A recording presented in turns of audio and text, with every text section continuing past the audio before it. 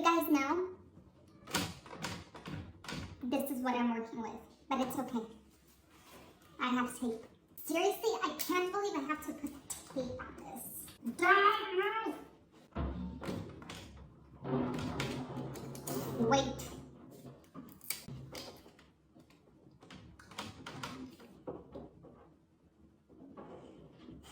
Hey guys, welcome back to another video, and today we're going to be talking about IFTA, the topic that is so confusing for most people to understand. And you know what? For me, it took 3 months of actively working to actually understand the subject of IFTA. Are you ready? Let's go! So the goal of this video is to simplify IFTA as much as possible so that you can actually calculate it and understand how it works. So before we get started, there are a number of things that I want you to consider. Number one, fuel taxes are determined by where you actually consumed the fuel. Number two, fuel tax credits are determined by where you purchased the fuel. Number three, the taxes that you actually owe are based on the difference between how much fuel you consumed and how much fuel you purchased. Number four, every state in the United States sets its own fuel rate. So here is our IFTA bank. It's in quotations because an IFTA bank doesn't actually exist. And now on this side, we have something that looks like a very weird bed, but it's not. It's actually the state of Utah and Colorado. So for the purpose of this example, let's say that you're picking up a load from Fillmore, Utah, somewhere right here, to Denver, Colorado, somewhere right here. Miranda, do you realize that this looks like dominoes now? Yes, I realize that. Anyway, Fillmore, Utah to Denver, Colorado. And let's say you go this way, correct? Then you decide to refuel, and the cheapest fuel on your way is somewhere right here, where it costs $3.13 per gallon to fuel up your truck. So you stop at this fuel pump and you decide to refill 140 gallons right here.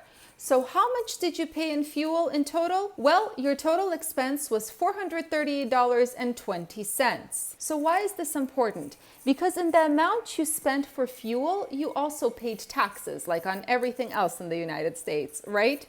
So within this price that you actually paid are taxes that go into the IFTA bank. So let me explain. I mentioned in the beginning of this video that every state sets its own fuel tax rate, correct? So in the state of Colorado, the current fuel tax rate is 20.5 cents, right? So, and in the state of Utah, the tax rate is 31.4 cents. There we go. So what does this mean? You refueled within the state of Colorado. Doesn't matter where in Colorado, you refueled within the state, which means that for every gallon of fuel that you actually purchased, you paid 20.5 cents into the IFTA bank account. How? Think of it as a deposit. At the end of the quarter, you have to pay IFTA taxes. But at the fuel pump, when you're actually refueling, the price that you pay includes IFTA taxes that you already deposited into your bank account. So in this case, 140 gallons times 20.5 cents means that you actually deposited from this purchase $28.70 just from this fuel purchase. So to wrap up this example, let's say that by the end of the quarter, you owe $500 in IFTA taxes. But throughout the quarter, you were refueling and therefore you were already investing into this IFTA bank at the pump, depending on which state you refueled at and depending on what that state's fuel tax rate is. And let's say throughout the quarter, you already invested $300. So in reality, you only owe $200 of IFTA tax by the end of the quarter. Make sense? So, question, if I were to refuel in Utah, would I pay more into the IFTA bank? Yes, absolutely. But that's another thing that we'll get into in just a moment. Refueling in Utah for sure would give you more deposits into your IFTA bank, but there's also the problem of consumption of fuel, and we'll get into that in just a moment. Okay, now for the fun stuff. So let's say that this is actually your dedicated route, and we're going to use this example to just simplify the whole concept. Let's say that you are a carrier who decides to just go from Fillmore, Utah to Denver, Colorado and back, and you do this 3 times a week all the time. You don't go to any other states, you just keep this route. So for each round trip, you would be accumulating 1,020 miles. Now during each trip, 464 miles would be in Utah and 560 miles would be in Colorado. Now this is a trip that you do 3 times every week without fail. And for each round trip, you refuel once right here where the cheapest fuel is at $3.13 per gallon. And each time you refuel 140 gallons. So this means that 3 times a week, you refuel 140 gallons in this place. And let's say, for all intents and purposes, this is a magical fuel station where the fuel prices don't change. So now let's look at some weekly numbers. So I made a little spread right here. So if we're taking all of this in consideration, the fact that you drive the same route back and forth, the fact that you do this trip 3 times a week, these are your total miles per trip. These are your total miles per state right here. And these are the total gallons and the fuel you're purchasing right here. So this would mean that in 1 week, you would drive 3,072 miles total. Out of these miles, 1,392 miles would be in Utah and 1,680 miles would be in Colorado. The total gallons you would be refueling a week, since you do 140 gallons per trip, would be 420 gallons. And the total fuel cost per week, since each gallon costs $3.13, would be $1,314.60. Now, IFTA taxes are paid on a quarterly basis. So a quarter is about more or less 12 weeks. So what we're going to do now is we're going to take these weekly numbers and turn them into quarterly numbers right here. Now, unfortunately, I will have to erase this part, but I think you got a hang of what this is all about. So I will meet you right here where we'll calculate quarterly numbers. Okay, I'm back and I have my quarterly spread. So the first thing we want to do is figure out what the total miles were. Now, weekly, you're making 3,072 miles. Now, quarterly is 12 weeks, right? So the total miles here would be 36,864 miles during the 12 weeks. Out of these 36,800 some miles, 16,704 miles would be driven in the state of Utah. Now this is important and you'll see why in just a minute. Also, out of these 36,000 miles, 20,160 miles were driven in Colorado. Now in terms of the gallons, we know that you purchase 420 gallons per week. So in a 12-week period, you would purchase 540 gallons of fuel, all within the state of Colorado for this example. You remember the magical fuel station where the prices never change? That's the one. Now the fuel costs using these numbers right here would be $15,775.20. Not cheap. Now, if you remember my IFTA fuel bank example, remember we talked about the fact that each state sets its own fuel tax rate, and that when you buy fuel, you're actually depositing some of that money you used to buy fuel into that imaginary IFTA bank. Well, this is where it comes in handy. So before we continue, let me remind you what the fuel tax rate is in these two states. So in Utah, the tax rate is 31.4 cents. And in Colorado, the tax rate is 20.5 cents. Okay, now comes the fun part, the calculations. So step 1 in IFTA calculations is 2-part. Number 1, you need to calculate how many miles you drove in each state during the quarter. Thankfully, we already have our miles. These are the miles you drove in Utah during the quarter, and these are the miles that you drove in Colorado during the quarter, using that example.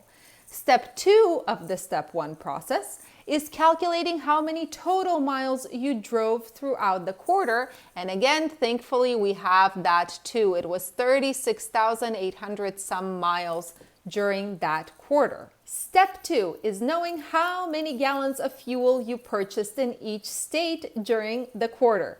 So thankfully, during this example, we used the idea that there is a magical fuel station with the prices that never change, and this fuel station is based in Colorado. So we know that you purchased 5,040 gallons of fuel during this quarter in the state of Colorado. You didn't purchase fuel anywhere else. It was just the state of Colorado with that magical fuel station. Okay, step 3. So now we calculate your miles per gallon, also known as MPG, also known as consumption.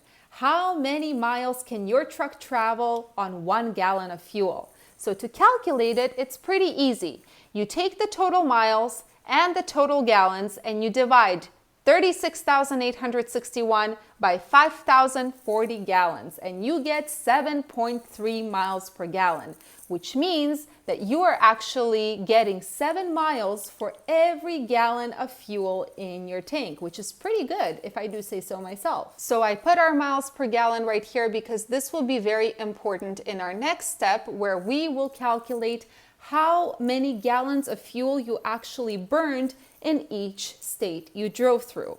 So I know it sounds confusing. It's like, how can you even calculate that? But you can, and it's pretty easy.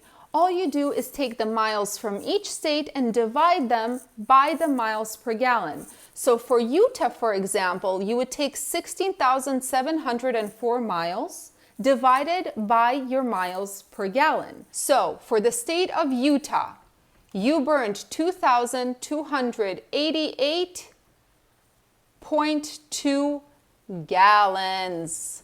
This is how much you burned in the state of Utah. Now for Colorado, same thing. You take the total mileage, 20,160, and divide it by your 7.3 consumption rate, which comes out to 2,671.6 gallons. So here we have it. You have a Utah consumption of 2,288 gallons and a Colorado consumption of 2,671 gallons. Now, to make it easier on this board, let's write right here that this is consume. Wow, my handwriting. Okay, that's okay. Now comes the depressing part. We are going to calculate how much taxes you owe, if you're this carrier, in raw numbers. Now, the reason I say raw numbers is because these are taxes before any of the tax credits, and I'll explain that in just a bit, but you, I think, understand what I'm talking about. So to get that number, the raw tax number, all you have to do is you take the consumption of each state and you multiply it by that state's tax rate. So for Utah, you would take 2,288.2 gallons that were consumed and multiply it by 31.4 cents. So in Utah, the taxes you owe are $714.40. Now let's do the same thing for Colorado. Colorado, you burned 2,671.6 gallons, and the tax rate in Colorado is 20.5 cents. Which means that you owe $566.10 in Colorado. So how much do you actually owe in total? To calculate that, all we do is add these two up, and the total you owe is $1,280.50. This is what you owe at the end of the quarter. But wait, we forgot the tax credits. So now comes my favorite part. So I am going to be using a green marker for money. For this part, we have to calculate how many taxes did you already pay with refueling at that pump. Remember the tax credits? Same thing as the IFTA bank example. What I mean when I say tax credit is the money that you already deposited into that imaginary IFTA bank when you paid for the fuel. So to do that, it's pretty easy. All you do is you take the total gallons that you purchased, and you have to consider where you purchased them. In this case, it's in Colorado, and you multiply it by the tax rate of the state where you actually purchased that fuel. So in this case, it would be 5,040 gallons that you purchased in a state that has a fuel tax of 20.5 cents per gallon. So what does that mean? 5,040 gallons times 20.5 cents per gallon equals $1,033.20. Yep, right here. This is what you already paid. So no, you don't owe all of this $1,280 to IFTA. What you do owe is $1,280.50 minus the taxes you already paid at the fuel pump, the taxes that you already deposited into that IFTA bank when you were refueling. So the total tax you actually owe, this minus this, is $247.30. Yes, I'm going to write it in big numbers right here. $247.30. This is what you owe to IFTA. Okay, so now that we got through all of these calculations, the question is, can you save money with IFTA? Yes, in theory, you can save money with IFTA if you follow a rule. The rule is that you want to purchase fuel in a higher tax state and then run through a lower tax state. That way, when you're purchasing the fuel, you're depositing more money into that IFTA bank account, but when you're consuming the fuel in the lower state, you're accumulating less taxes. This is the idea. Unfortunately, because of the fuel prices growing and there's no end in sight, that is not always the case anymore. Sometimes it doesn't matter whether you follow that rule of thumb or not. Sometimes it's just better to find the cheapest fuel on the way because of the fuel prices. But another question people have is, how do you calculate the pre-IFTA fuel price, the real fuel price, pre-IFTA? What is the cheapest fuel on my way, not considering what the IFTA taxes are?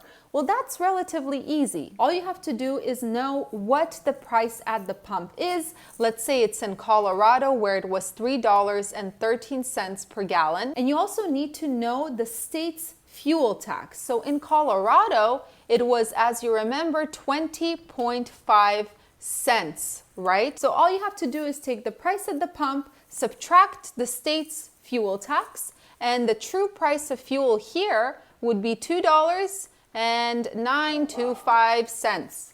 There we go. My apologies for the dog. She's crazy. And this is what is meant by the pre-IFTA fuel price. So I hope this video helps, and I will see you in the next one.